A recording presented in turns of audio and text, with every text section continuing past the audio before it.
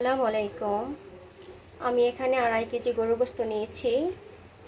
আজকে গরুর গোশত রান্না করব। আর পেঁয়াজ কুচি দিয়েছি। গরুর গোশত আমি ভালো করে পরিষ্কার করে ধুয়ে নিয়েছি। 1 চা চামচ মরিচের গুঁড়ো, আর 1 চা চামচ মরিচের গুঁড়ো দিয়ে দেবো। ধনের গুঁড়ো 1 চা চামচ, হলুদের গুঁড়ো 1 চা চামচ, আদা বাটা পরিমাণ মতো, পেঁয়াজ বাটা 2 চা চামচ পেঁয়াজ বাটা দিয়েছি, রসুন বাটা পরিমাণ মতো।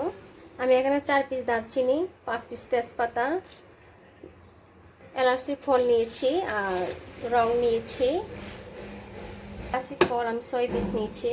গোলমরিচের গুঁড়ো পরিমাণ মতো, লবণ আর সরষের তেল দিয়ে দেবো পরিমাণ মতো। সব উপকরণ আমি এখন ভালো করে গোশতের সঙ্গে মিশিয়ে নেব।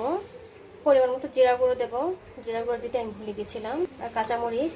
গোশত এখন আমি রান্না করে নেব, গরুর গোশত। কিছুটা পানি দেবো।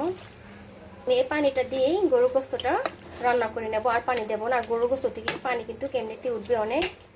গরুর গোশতটা আমি একটু নেড়ে চেড়ে দেবো। আমি গরম মশলা দিয়ে দেবো, গরম মশলা গুঁড়ো। আমি আবার একটু নেড়ে চেড়ে দেবো।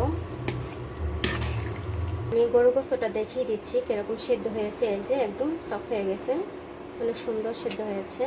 আর গোশত রান্নাটাও হয়ে গেছে। আপনারা সবাই লাইক কমেন্ট করবেন। সবাই ভালো থাকবেন। আল্লাহ হাফেজ।